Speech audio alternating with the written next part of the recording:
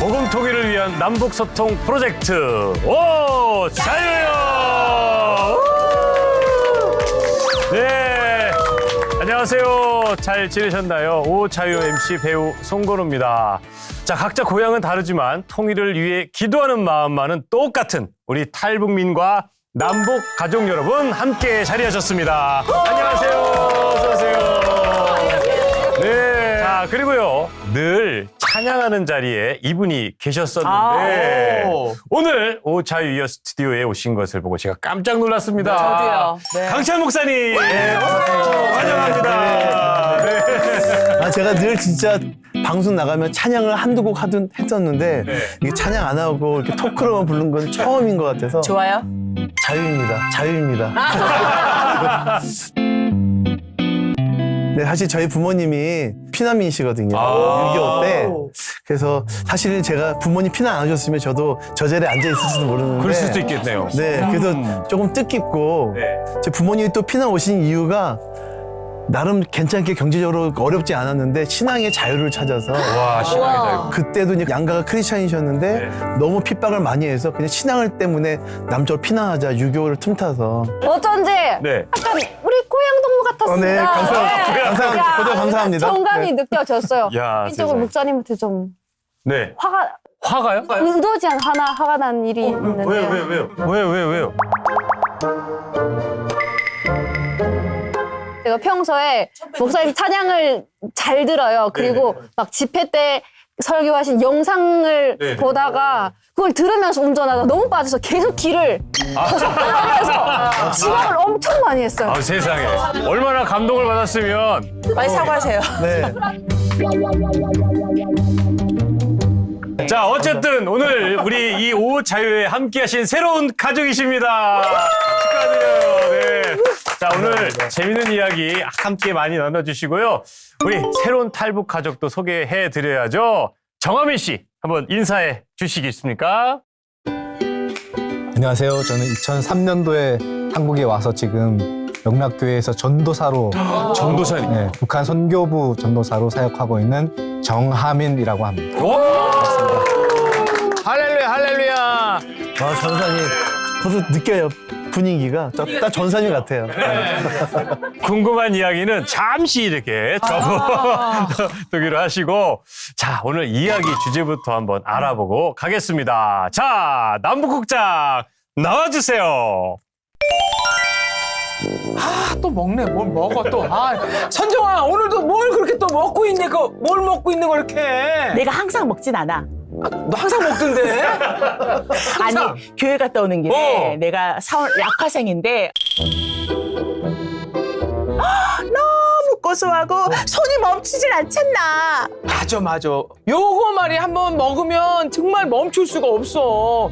자, 그런데 선정아, 내가 이 오자유 방송을 시작을 하면서 뭘 이렇게 좀 먹게 되면은 좀 미안한 마음도 들고, 왜냐, 이 북한에 있는 우리 동포 여러분들 때문에 락화생 이거 하나 진짜 먹을 때도 좀 감사한 마음이 든다, 뭐 이런 생각이 좀 들거든. 맞아. 그 정말 고난의 힘들 때는 수많은 꽃제비들이 이 먹을 걸 찾아 얼마나 떠돌아다녔어. 맞아. 근데 그 고난의 시기를 잘 지나고 한국에 와서 잘 살고 있는 우리 언니 오빠들 너무 진짜 진심으로 존경스러워. 맞아. 그래서 내가 준비했잖아. 꽃제비, 이제 꽃길만 걸어요. 꽃길만 빠바. 네. 아, 진짜 야. 언제 봐도 그냥 쭉쭉쭉 빠져드는 남북 국장입니다. 네. 선정 씨, 상태 씨 너무 감사드립니다, 오늘도. 자, 오늘 저는 굉장히 생소한 말이 들렸거든요.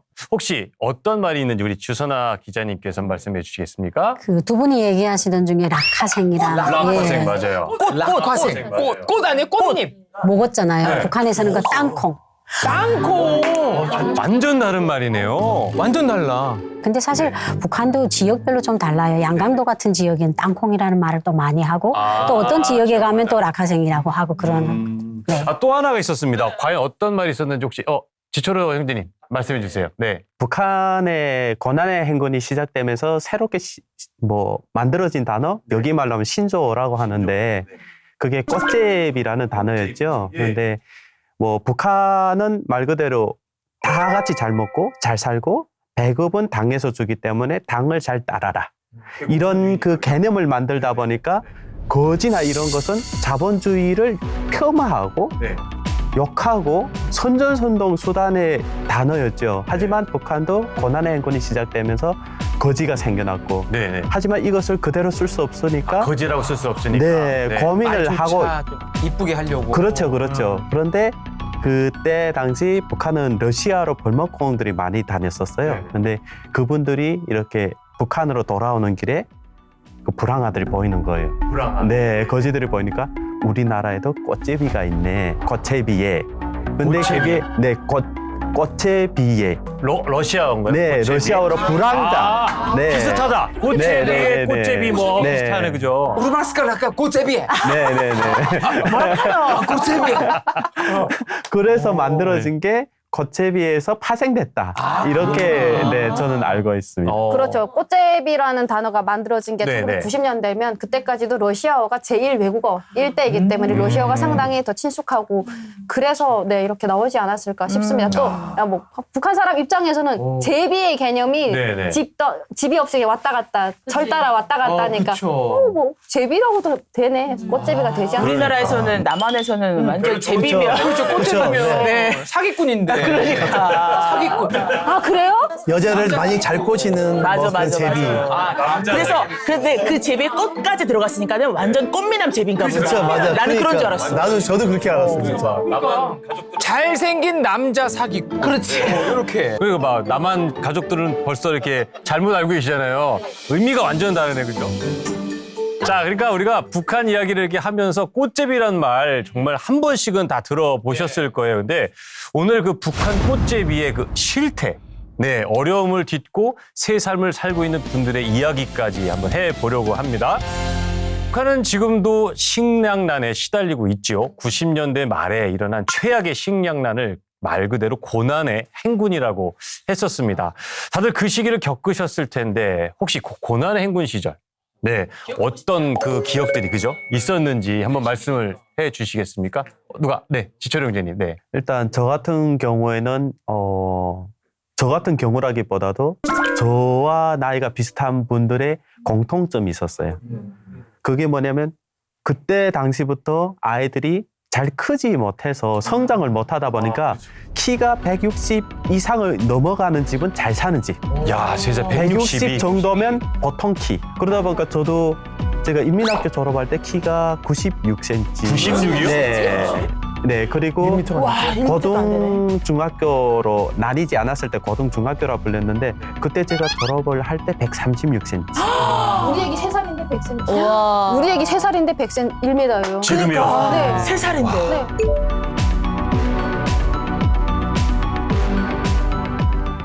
그러다 보니까 뭐 체격이 왜소하고 그것은 말 그대로 뭐 먹어서잖아요. 뭐 주변의 사람들도 다 굶어 죽는데 북한 주민들이 너무 온순했어요. 당만 믿고 당에서 기다리라면 기다렸던 거죠. 너무 순수하십니다. 근데 당에서 기다리라고 하는데 네. 당도 알겠죠. 그렇죠. 최소 열흘 굶으면 죽는다는 거. 하지만 당은 기다리라고만 했죠. 그리고 그때 당시 김정일이 했던 말이 뭐냐면 아이들에게 사탕은 줄 수 없어도 우리에게 총알이 필요하다. 그거 어떻게 하라는 거예요, 그죠? 성군 정치만을 강조를 한 거죠. 그러다 보니까 뭐 핵과 미사일 이런 거에는 좀 더 많이 자원을 투입했지만 인민들은 굶어 죽고. 그래서 저 같은 경우도 할머니가 아사로 돌아가셨고 저도 한 4일 정도 굶어서 누워 있었는데 형이 그때 개천에 나갔다 왔어요. 개천에 나가서 친척집에 갔다가 그 식량을 얻어와서 옥수수 죽을 먹고 기운을 차렸죠. 네.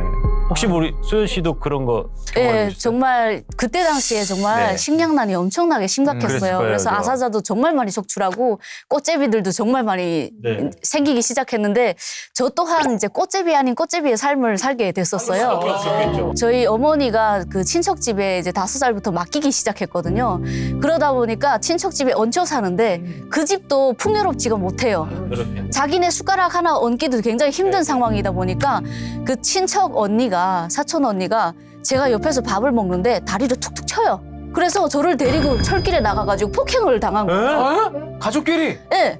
폭행을 겁나 때려요. 그래서 왜 맞는지 모르니까 펑펑 우는 거예요. 왜 때리냐, 왜 때리냐 하니까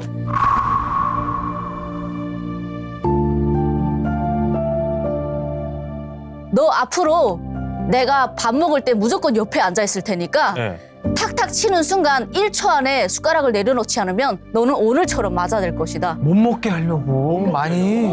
못 먹게 하려고? 못 먹게 하려고. 그러니까 자기네도 그 밥 한 숟가락이 귀한데 제가 온 게 얼마나 그 꼴보기 싫겠어요. 근데 그 정도로 정말 심각했던 그런 상황이었습니다. 말이 됩니까? 말이 안 되지. 와. 사실 우리나라는 네네. 많이 먹는 게 사실은 그게 덜 먹어야 되는 게 그렇죠. 고민이잖아요. 맞아. 다이어트니까. 맞아. 근데 이게 정말 같은 시대에 살면서 누군가는 저렇게 힘들고 못 먹는 게 사실 상상이 안 되고 우리 지철호 형제님, 네 꽃제비 시절 생활은 어떠셨어요? 일단 북한의 꽃제비도 계급이 있어요. 계급이요? 계급. 그리고 토외기가 있고 떠돌이가 있어요. 그래서 나이를 떠나서 하루라도 먼저 한 사람이 선배예요. 예, 본인이 키가 크거나 나이가 많다고 해서 한마디 하면 단체로 때려요. 이야, 단체 폭행. 예, 근데 이것이 그들만이 스스로 보호하는 장치였던 거예요. 그래야 살아갈 수 있으니까 그치. 또 그 안에서. 네.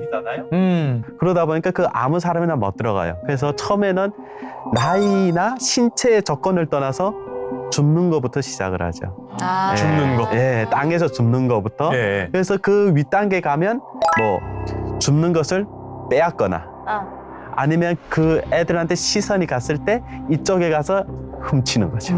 와. 네, 이게 그만큼 지능적으로 발전이 되고 하다 보니까 저는 뭐 줍기도 하고 나중에 저도 줍는 애들한테 시선을 주고 저는 가서 훔쳤죠. 네. 레벨이 올라가셨구나. 그러니까 지금 정하민 씨가 지철호 씨 얘기 들으면서 나도 떠오른다 하신 것 같은데 어떠셨어요? 떠오른다. 네. 네. 사실 탈북을 한 이유가 이제 배가 고파서 먹으려고 탈북했는데 요즘은 마음 놓고 잘 못 먹습니다. 왜요? 왜요? 다이어트를 하면 같은 입장이에요. 세상에. 거기서 굶을 때 여기서 좀 이제 다이어트 하면서 굶을 때는 완전 느낌이 다르잖아요. 다르잖아요. 못 먹는 거잖아요. 맞습니다. 그래서 제가 처음 98년도에 탈북을 했을 때 이제 9살 때였거든요. 9살에 중국에서 떠돌이 생활을 하다가 99년도에 이제 북송을 당하게 되었어요. 근데 거기에서 이제 꽃제비 생활을 한 1년 정도, 낮에는 이제 밖에 나가서 이제 장마당이나 뭐 그 기차역이나 이런 데 나가서 주워 먹고 뭐 훔쳐 먹기도 하고 네네. 그렇게 지내다가 또 밤에는 구호소에 들어가서 잠을 자고 이런 시간들을 보냈어요. 제가 지금 기억나는 건 그 온성군 기차역 앞에 보면 이제 잔디밭이 이렇게 있었거든요. 네네. 근데 거기에 이제 좀 있는 사람들이 옹기종기 모여서 막 이렇게 그 도시락도 먹고 네네. 뭐 빵도 먹고 네. 예, 그러다가 그 부스러기가 잔디 속으로 이렇게 떨어져요.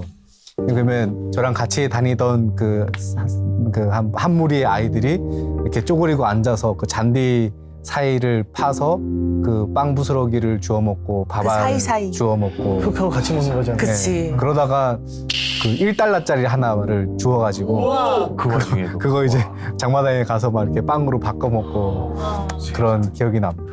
아니 그러니까 90년대 후반부터 꽃제비가 이제 활동을 하고 처음 등장을 했잖아요.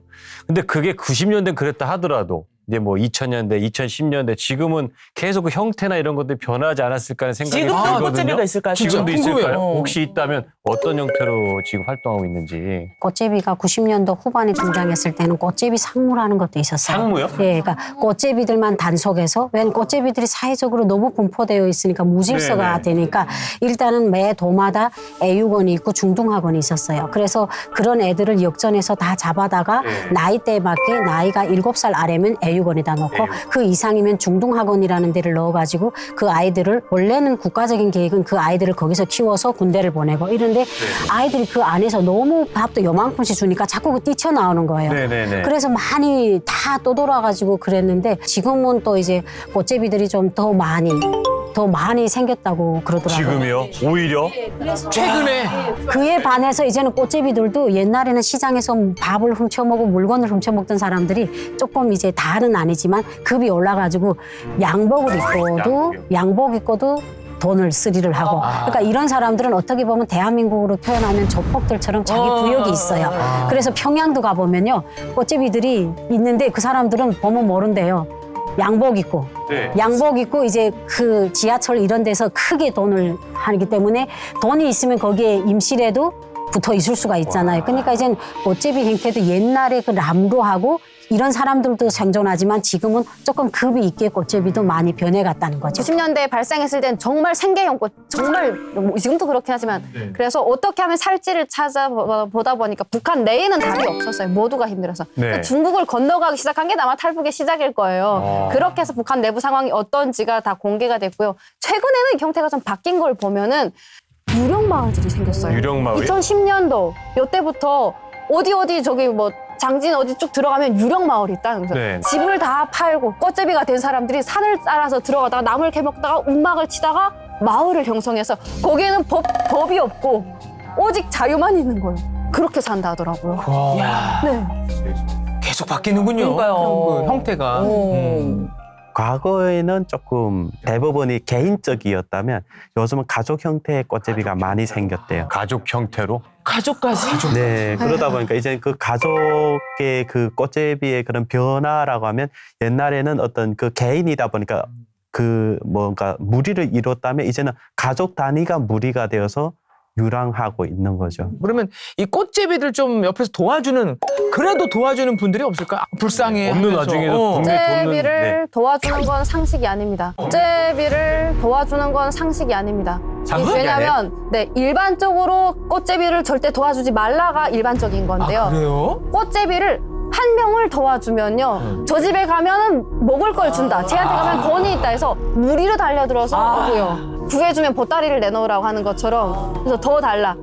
갔다 보니까 아무것도 없어지거나 그래서 안 도와주고요. 제가 경험했던 거는 제가 고등학교 5학년 때니까 여기서 고2 정도 될 겁니다. 해산시장이 상당히 입구가 넓어요. 넓고 들어간 입구에 메뚜기장이 엄청 많은데 딱 해산시장이라고 써있는 바로 옆에 농수로가 있어요. 거기를 지나가는데 너무 썩은 내가 나는 거예요. 정말 코를 진동하는데 왜요? 꽃제비가 있는데 다리가 없는 거예요. 다리가 없어요? 네. 근데 왜 냄새가 뭐? 그게 썩어서. 점점 이게 겨울에 얼었어요.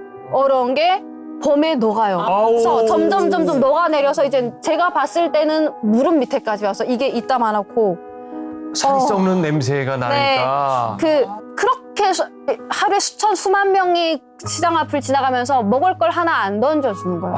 근데 5학년 때 그 앞에 서서 도와주면 안 된다는 건 알지만 사실 충격적인 몰골이었어요. 그래서 잠시 멈췄는데 왜 쟤를 안 도와주지? 나는 도와주면 내가 돌을 맞을까? 라는 생각을 하고 그때 눈을 떠서 주변을 보니까 어머 발가락 없는 북한 꽃제비들이 너무 많은 거예요. 결국 북한 꽃제비들이 괴사. 발가락이 없어요. 이게 발가락이 없는데요. 왜 북한 꽃제비는 애들이 있는데 어른이 많지 않을까? 어른이 되기는 다 죽지 않았을까? 그럴 수 있겠다 진짜. 이런 생각이 들더라고요. 그래서 네. 이게 봄에 얼면요 점점 올라서 여기까지 오면 죽는데요. 그쵸. 이게 일반적이라는 거죠. 어른이 그래서 없겠다. 애때 다 그렇게 얼어 죽지, 죽어버리니까. 못 먹어서 죽지. 네. 근데 그렇게 정말 썩은 냄새가 날 정도로 느끼셨다면 주변에도 다른 분들도 느꼈을 텐데 그렇죠. 전혀 신경을 안 쓰는 거죠. 근데 그 사람만 있는 게 아니고 하루에도 몇 번. 너무 많으니까. 역전 앞에 있고 여기서 네. 장마당 앞문 뒷문에 다 있어요.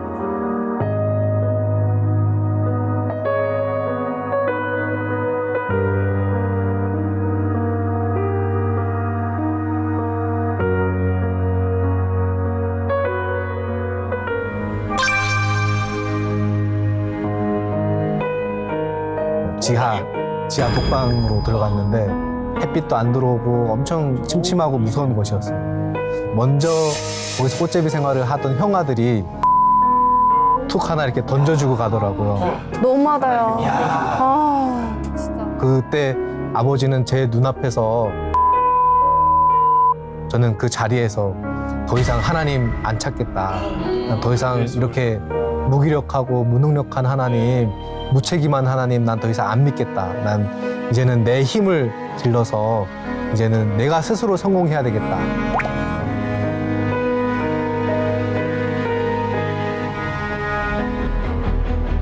하나님을 인격적으로 만나고 또 하나님이라는 분을 통해서 저의 인생이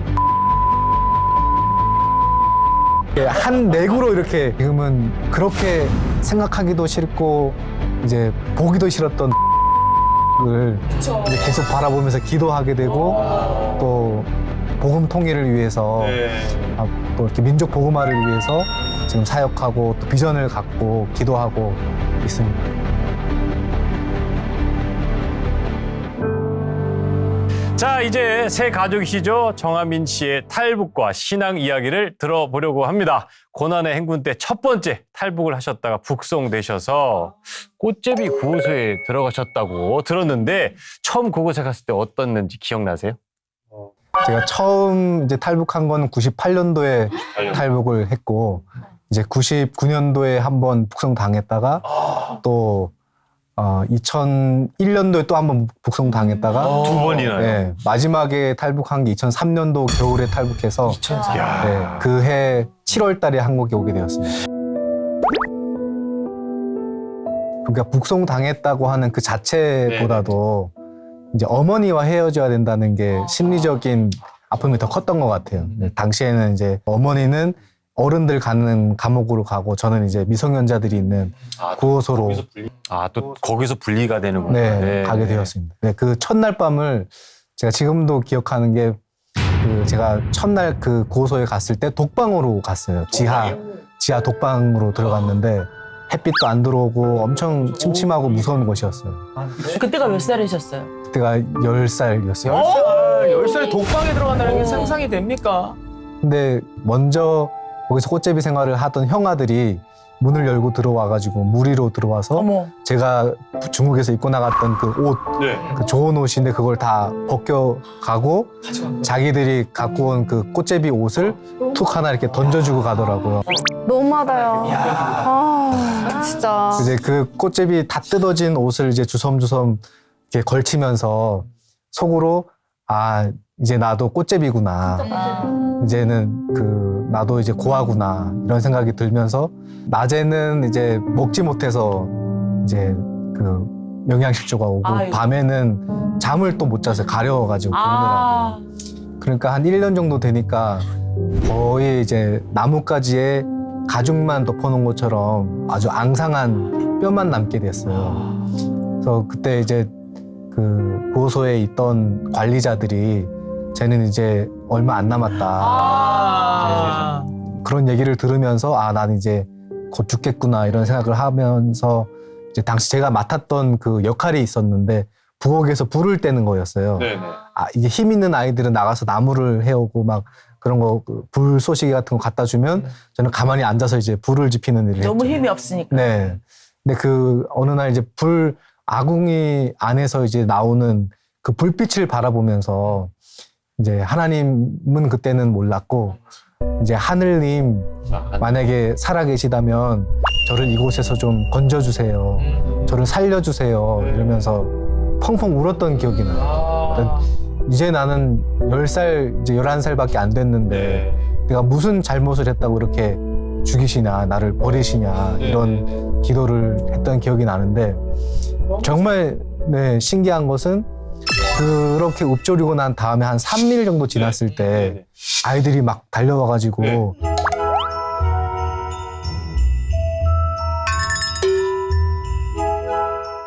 너네 엄마가 왔다는 거예요. 너네 엄마가 왔다는 거예요. 엄마가 찾으러? 네, 어머니가 풀려나시고 저를 제가 있는 곳으로 다시 데리러 온 거예요. 근데 그때는 거의 이제 움직이지도 못했는데 그 어머니가 왔다고 하는 그 말을 듣고 벌떡 일어나가지고 그럼 네, 힘나죠. 한 5분 거리 되는 거리였는데 거기를 막 달려가가지고 근데 엄마하고 부르고 싶은데 입이 안 떨어지는 거예요. 엄마 이러는데 그래서 거기에서 이제 어머니를 다시 만나서 그 어머니 손잡고 다시 2000년 그때 겨울이었어요. 그때 다시 탈북을 하게 됐어요. 아이고 우리 지옥 씨 우네.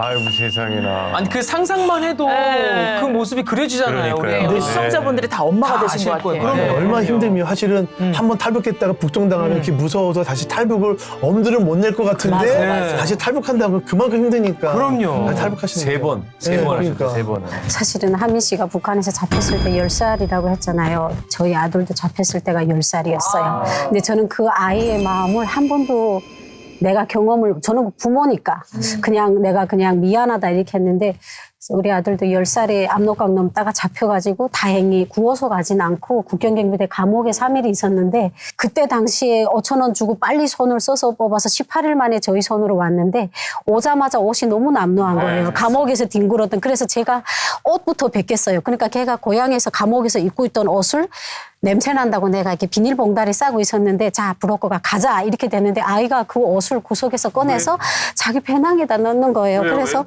야 버려라 그걸 왜 그러니까 애가 그 옷을 붙들고 우는 거예요. 그때는 제 10살짜리 아이 마음을 몰랐어요. 그러면서 엄마 나는 이 옷이 아니면 감옥에서 얼어 죽었어 이러는 거예요. 그래서 그 옷이 너무나 소중한데 나는 탈북길이 그 옷을 갖고 떠날 수가 없어서 제가 그걸 그냥 아들한테 욕을 하면서 그 옷 빼서 이렇게 훌 던지는데 애가 그 버스로 오면서 계속 우는 거예요. 근데 하민 씨 얘기를 들으니까 그 옷이 얼마나 소중했고 우리 아들이 감옥에 잡혔을 때 얼마나 무서웠을지가 간접적으로 제가 느껴지는 거예요. 근데 저는 그 마음을 몰랐거든요. 그래서 아 진짜 하나님께 너무 감사한 것 같아요.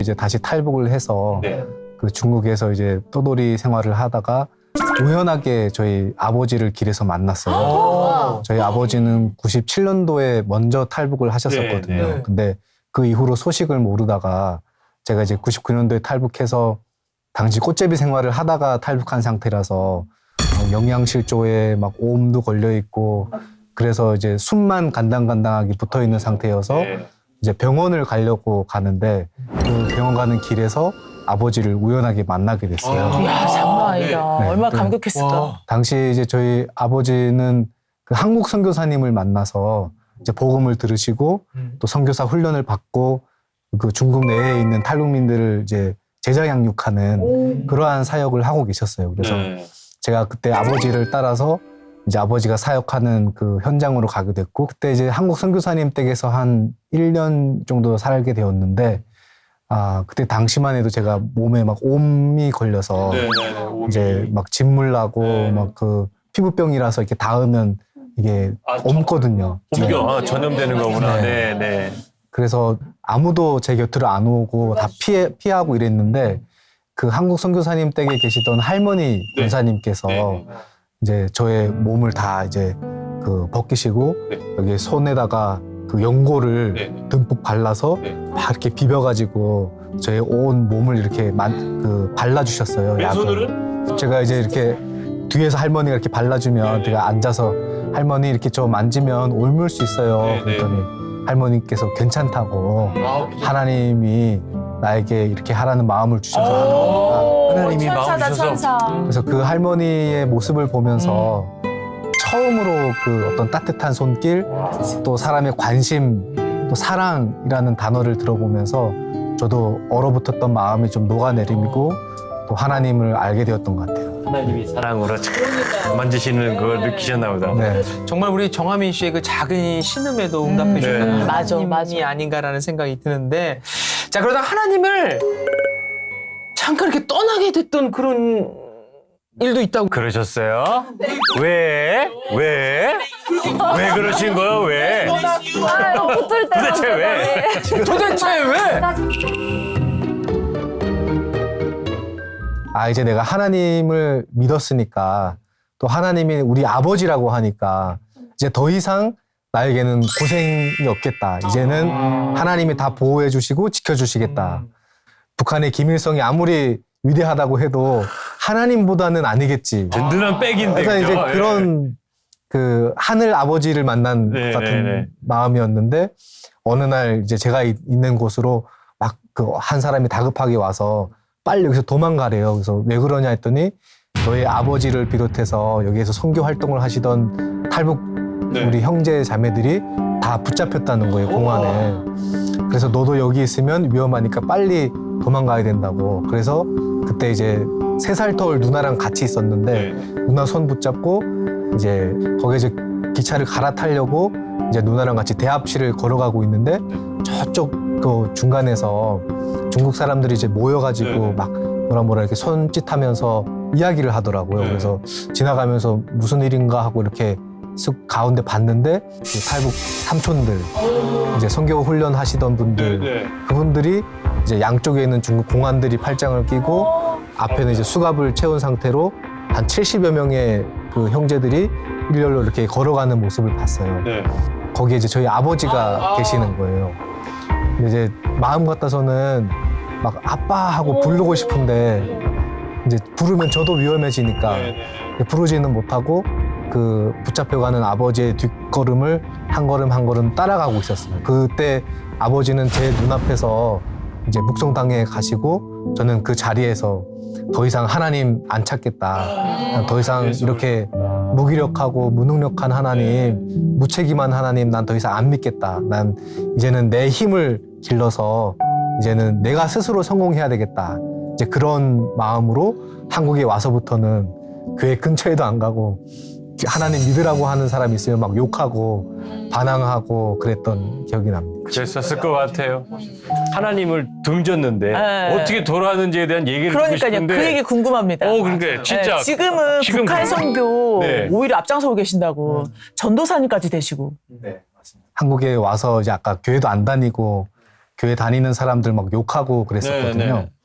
그러다가 이제 어느 날 2015년도 이제 봄 정도였는데 그때 하나님이 저의 꿈으로 찾아오셨어요. 꿈으로요? 네. 그래서 제가 어떤 한 광야 그 사막 같은 곳에 혼자 서 있는데 그 큰 어떤 손의 형체가 나타나서 저의 등을 이렇게 부드럽게 밀더라고요. 그래서 그 손길에 따라서 이렇게 한 걸음 한 걸음 가다 보니까 그 사막 그 이 모래바람에 그 층이 거치고 전혀 말로 표현할 수 없는 형언할 수 없는 그 아름다운 세계가 눈에 보이더라고요. 그래서 와 이렇게 이런 곳도 있구나. 이렇게 아름다운 곳도 있구나 이러면서 막 보고 있는데 그때 음성으로 저의 이름을 아버지가 부르시면서 아버지 여기서 잘 있다. 너는 거기서 걱정하지 말고 하나님 잘 믿고 살라고 그런 음성을 듣고 이제 깨게 됐죠. 근데 이렇게 뭐 기적 체험을 했다고 해서 한순간에 사람이 변하거나 뭐 성격이 변하거나 뭐 삶이 변하지는 않더라고요. 그 당시에 이제 제가 또 아내도 있었고 이제 첫째 아들 이제 임신 중이고 하니까 이제 아빠로서 더 많이 돈을 벌어야 되겠다 해서 이제 제 삶이 있으니까. 근데 그렇게 해서 열심히 이제 또 이제 하나님 있는 건 알겠고 이제 아버지가 순교하신 것도 알겠지만 내 삶은 내 삶이니까 더 열심히 사는데 이게 그 하나님께서 다 막으시더라고요. 그리고 나중에는 이제 성경을 배울 수 있는 성경 말씀으로 인도해 주셔서 그 말씀을 보면서 하나님을 인격적으로 만나고 또 하나님이라는 분을 통해서 저의 인생이 약간 그 오뎅처럼 이제 꼬치가 이렇게 한 넥으로 이렇게 표현을 쫙- 해도 오뎅으로. 울고 계시는 거야, 하민 씨. 제가 꽂혔어. 태어나서부터 중국에서 방황하고 또 탈북해서 또 그 북송당하고 한국에 와서 그 방황하던 모든 시간들 속에 하나님이 다 계셨더라고요. 아멘. 이런 순간에는 이렇게 하나님이 도와주셨고 또 이럴 때는 이렇게 또 저한테 와서 위로해 주셨고 역사해 주셨고 이런 것들이 이제 느껴지니까 하나님을 인격적으로 만나면서 아멘. 이제 신학을 하게 되고 지금은 그렇게 생각하기도 싫고 이제 보기도 싫었던 북한 쪽을 그쵸. 이제 계속 바라보면서 기도하게 되고 또 복음 통일을 위해서 또 이렇게 민족 복음화를 위해서 지금 사역하고 또 비전을 갖고 기도하고 있습니다. 네. 너무 귀하다. 박수 한번. 지금 북한이 고난의 행군 때만큼 어렵다고 합니다. 우리 아까도 얘기를 나눠봤었는데 다시 꽃제비들이 증가하고 있다고 얘기를 하셔서 그게 진짜 어느 정도인지 한번 알고 싶긴 하거든요. 네. 소연 씨. 네. 일단 코로나로 인해서 다시 이제 국경이 봉쇄가 되지 않았습니까? 네. 그러면서 아사자가 정말 많이 속출하게 되었거든요. 이번에 계속적으로 뉴스에도 아사자 속출하고 있다고 계속 하고 있잖아요. 그렇게 아사자가 속출을 많이 하다 보니까 부모님들을 잃은 아이들이 또 점점점 많아져서 그렇게 꽃제비들이 더 증가하지 않을까라는 생각이 듭니다. 그렇죠. 김정은 정권 들어서 네. 국경을 거의 뭐 봉쇄를 완전 해버렸죠. 봉쇄했죠. 그쵸. 거의 세 겹으로 막았고요. 네. 장마당마저 정권이 이제는 장악하려고 합니다. 그래서 일단 식량이 제일 중요한데 식량을 장마당이 아닌 양곡함에서만 거래를 할 수 있게 하고 화폐 또한 이제는 정부가 어느 정도 해서 식량과 화폐가 정부의 손에 들어가면 장마당이 거의 멈추거든요. 네. 근데 이렇게 하다 보니까 평양에서 집을 파는 사람들이 그렇게 많아져요. 먹을 게 없으니까 그치, 마지막에는 그치. 집을 파는 거예요. 집까지. 네. 까지. 그래서 꽃제비들이 점점 더 늘어나고 있는 건 사실이더라고요. 그래서 가족 꽃제비도 생기고. 그렇죠. 그러니까 제가 그 얼마 전인가 뉴스를 봤는데 여러분도 아마 보셨을 거예요. 넥타이를 맨 꽃제비라고. 예. 그래서 제가 넥타이를 맨 꽃제비. 꽃제비가? 그래서 왜 넥타이를 맸어? 근데 알고 보니까 그게 북한 고위급 인사들인 거예요. 제가 그 뉴스를 봤는데 근데 그런 분들도 탈북을 한다는 거예요. 넥타이를 맨 꽃제비라서? 근데 왜 그런지 모르겠어요. 그건 어떤 경우일까요? 그러니까 그분이 그 쿠바 대사분이 그 공개를 했는데 자기 네. 당시 월급이 네. 67만 원이었다고. 월급이요? 예. 그러니까 그러니까 이런 거예요. 북한에서는 간부라고 해가지고 네, 네. 그 월급이 그렇게 월등하지 않아요. 그게 이제 뭐 달러나 뭐 한국 돈이나 네, 네. 중국 민폐로 준다면 괜찮은데 네, 네. 북한 돈의 가치는 실효성이 없잖아요. 네, 네. 그러니까 무슨 노동자 월급보다 두세 배가 줘도 그게 큰 효력이 없는 거예요. 근데 그러니까 자기네는 실제로 국가에서 주는 봉급으로 살면 꽃제비다. 그러니까 외교관들이 뭘 해야겠어요? 범죄를 범해야 되는 범죄를 거예요. 범해? 예, 그러니까 어떤 이제 거? 와네메 쿠바 같은 데 나가면 네. 그 쿠바에 막 북한 노동자들이 가 있어요. 네. 그러니까 그런 노동자들이 당자금을 보낼 때 꼭 이제 대사관을 통해서 보내기 때문에 그런 데서 비리를 범하든지 이렇게 해야 그 사람들이 나가서 뭐 흘레부도 먹고 네. 우유도 먹지 67만 원 갖고 뭘 하겠어요. 그러니까 넥타이를 맨 꽃제비라고 하는 거죠. 어떻게 보면 북한 외교관들도 그렇게 좋은 일자리 어떻게 보면 안전한 일자리는 아닌 거예요. 김정은 빼고 다 탈북하고 싶어 하지 않을까요? 아, 김정은이 제일 오고 싶어요. 오고 싶어 하지 않을까요? 네. 얼마나 불안하겠어요, 거기 앉아. 어서 오라. 정훈이 동생 어서 오라. 두 팔 벌려 기다리고 있으니까.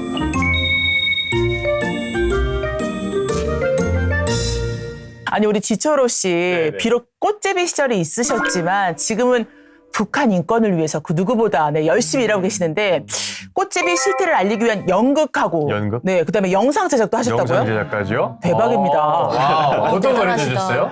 야. 일단 저희가 꽃제비 재현 팀이 있었어요. 네. 그래서 저희가 솔직히 뭐 글로 접하는 건 한계가 있잖아요. 그래서 저희가 어렸을 때 북한에서 실제 생활했던 것을 시나리오 해가지고 저희가 한국의 그 청계천 광장에서도 북한 장마당 재현 행사할 때 그 재현극을 했었고 저희가 미국에도 가서 여러 개 주도 갔었고 동부 쪽에 갔었고 그 백악관 앞에서도 저희가 꽃제비 공연을 했었습니다. 네.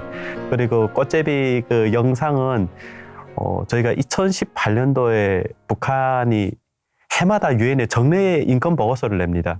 그때가 길거리 아동, 꽃제비에 관련된 것이었고, 그래서 저희가 그 용어 자체가 UPR이라고 하는데 Universal Periodic Report라고 하는데 그것에 또 반박 보고서가 서미션이라고 있어요. 그래서 저희가 그 북한의 실상을 해가지고 그 반박 보고서를 했었고 2023년에도 또 4년 후다 보니까 북한이 또 그 길거리 아동에 대한 우리나라는 이렇게 세상에서 부러움없이 잘 살고 아이들은 정말 누리고 싶은 것을 다 누리고 살고 무상교육, 의무 교육을 받고 무상보건을 받는다고 하죠. 하지만 그게 실제와는 다르잖아요. 그래서 23년을 맞춰서 저희가 북한의 그 꽃제비 관련한 영상을 제작을 했고 지난해 나와서 네 지금 궁금해요. 그거 우리 분명히 준비해 주셨을 거예요. 그죠?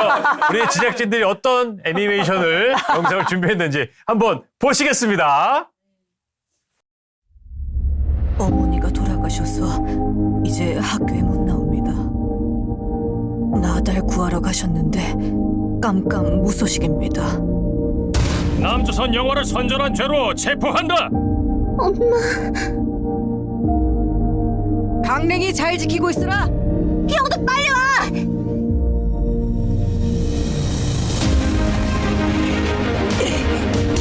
가만 안 놔둔다. 못 가고.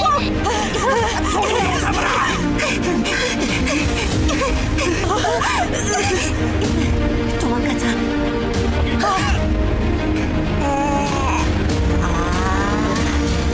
달콤해.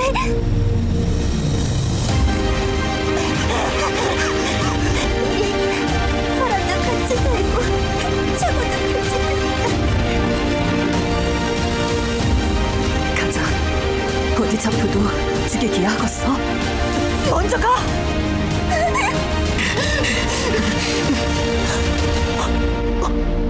은주야.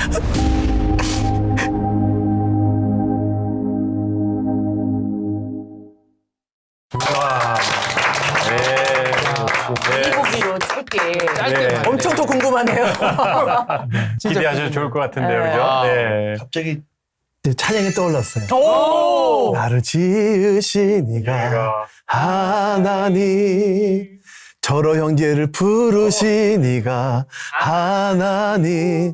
아마 좀 이 운동을 통해서, 이 영화를 통해서 북한의 인권 실태가 정말 잘 드러났으면 좋겠고, 정말 전 세계가 북한이 정말 이렇다라고 해서 좀 도와줄 수 있는 그런 어떤 통로가 계기가 되었으면 좋겠고, 아마 그 일을 위해서 철호 형제를 하나님 부르시지 않으셨나 싶어요. 그러니까요. 아. 우리 기도 제목이죠, 그죠? 맞아. 네, 맞습니다. 네. 정말 네. 많은 분들이 보실 것 같아요. 아, 그냥 그래요? 영상도 너무 이뻐요. 네. 네, 그리고 또 그 음악도 잘 깔아져 있고.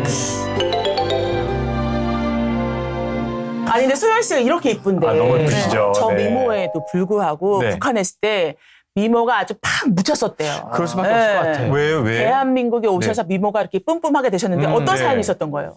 예, 저는 일단 북한에 있을 때는 완전 멸치였어요. 그렇지. 멸치요? 지금도 멸치인데? 젓가락 아시죠? 아. 젓가락이 거의 일자잖아요. 그러니까 제 몸매도 거의 일자였거든요. 네. 그러니까 제가 이제 딱 보면은 그러니까 감옥살이를 했잖아요. 그러다 보니까 영양실조가 엄청 많이 걸렸어요. 그러니까 살이 그냥 뼈밖에 안 남은 거예요. 그래서 뼈만 지탱을 하고 있는 멸치.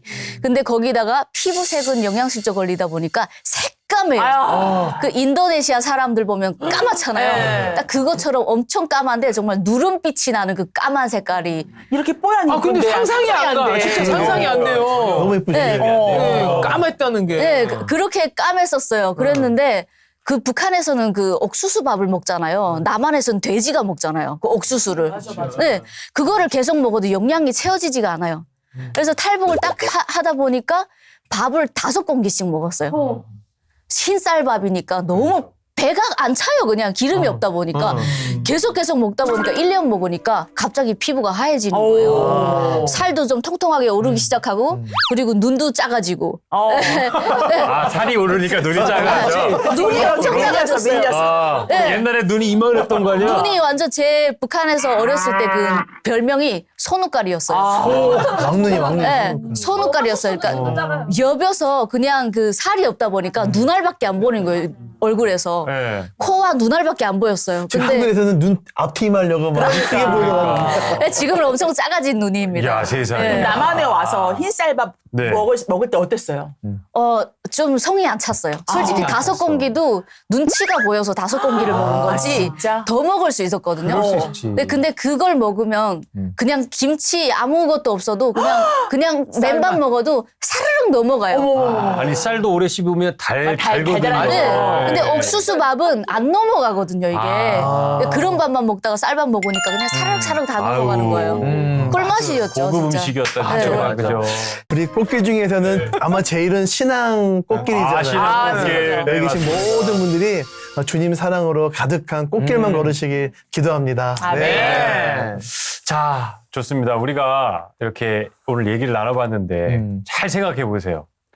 우리에게 왜 하나님께서 이러한 시간을 주셨을까? 시련. 네. 또 연단. 물론 더 어렵지만 네. 그런 것도 연단의 시간이고 시련의 시간이었을 것이고 우리 남한 가족분들도 분명히 그랬을 텐데 왜 주셨을까? 왜 주셨을까? 예. 혹시 이거에 대한 답을 얻으신 게 있는지 우리 혹시 전사님. 네. 하나님을 믿지 않고 교회를 안 다닐 때는 제가 정말 지워버리고 싶은 기억이 북한에서의 기억이고 또 어떻게 하면 이 탈북자의 꼬리표를 떼고 살 수 있을까.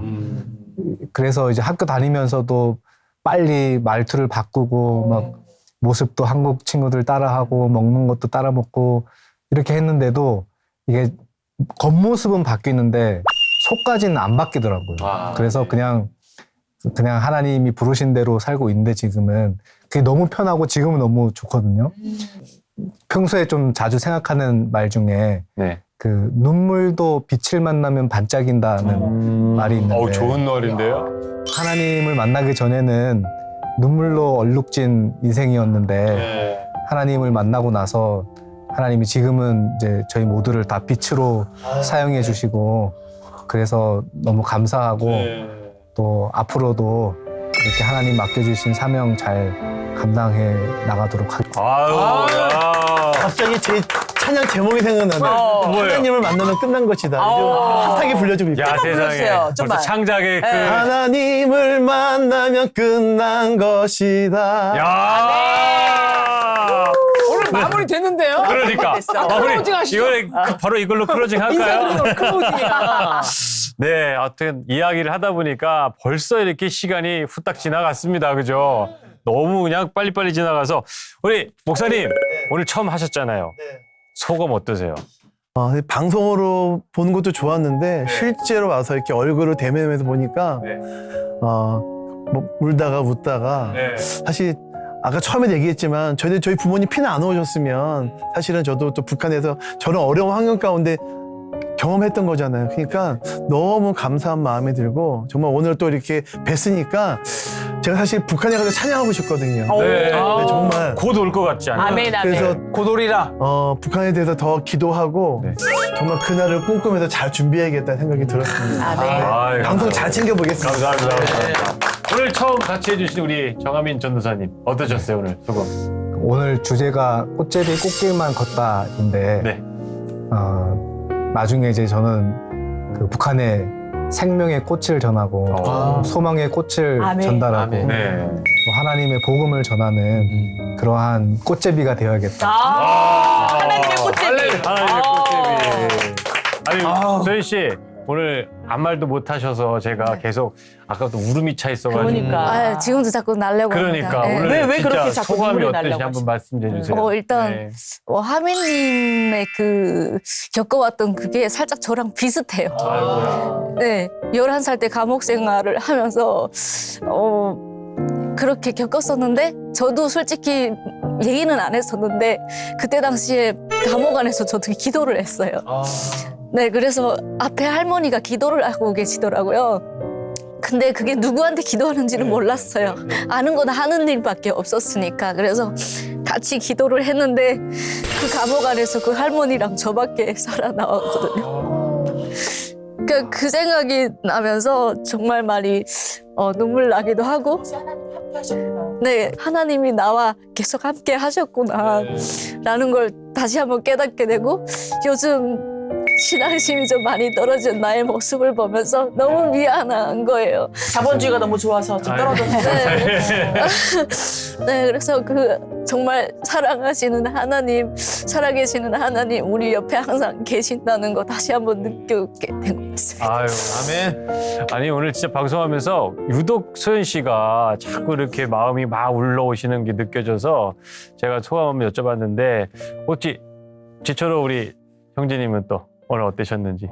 일단 저도 북한에서 왜 태어났냐는 질문을 많이 했던 것 같아요. 그리고 왜 그 수많은 나라 중에서 북한이었었고 왜 정말 몇 킬로만 넘어가면 남한에서 태어날 수 있었는데 왜 굳이 북한이었을까? 그것도 왜 그렇게 힘든 것이었을까 생각을 했는데 저는 일을 하다 보니까 어찌 보면 거룩한 부담감인 것 같아요. 네, 하지만 그 부담을 지배해야 되는 사람의 목숨을 살리고 살려내는 또 정착을 시키는 이런 일을 하고 있는데 저는 뭐 그냥 뭐랄까 말씀을 읽으면서 묵상하던 중에 한 상이 떠올랐어요. 한 상을 주셨는데 제가 두만강을 건널 때 하나님이 먼저 건너가시는 거예요. 그 뒤로 제가 그 물살의 저항이 없이 건너가는 거예요. 그 모습을 보면서 정말 그냥 숨 붙어 있는 것도 은혜고 어디서 태어난 것이 중요하지 않다. 그래서 열심히 해야 되겠다 이런 마음을 하는 거예요. 아유. 귀하다. 예, 저희가 오늘 참 꽃제비에 대한 이야기를 했잖아요. 근데 그것보다 더 많은 그 신앙적인 감동을 오늘 많이 느껴서 너무 좋았던 시간이었습니다. 역시 복음으로 통일을 이루어야 됩니다. 아멘. 우리의 기도는 정말 계속 되어야 됩니다. 맞습니다. 자, 우리 그럼 오늘 이야기는 여기서 마무리하고요. 우리 다음 주에 또 좋은 내용 가지고 다시 찾아오겠습니다. 오! 자유요! 고생하셨습니다. 고생하셨습니다. 이 몇 개? 바로 하나. 우와. 하나. 여기서 제일 선배가 누구세요? 저는 97기. 97기. 97. 하나원의 교회를 하나교회라고 하는데 네. 거기도 담당 목사님이 계신데 그 부목사님 성함이 야 나는 이해가 안 돼요. 왜요? 김종일이었어요. 얼마나 좋아해서 싸웠거든요. 왜요? 왜 자꾸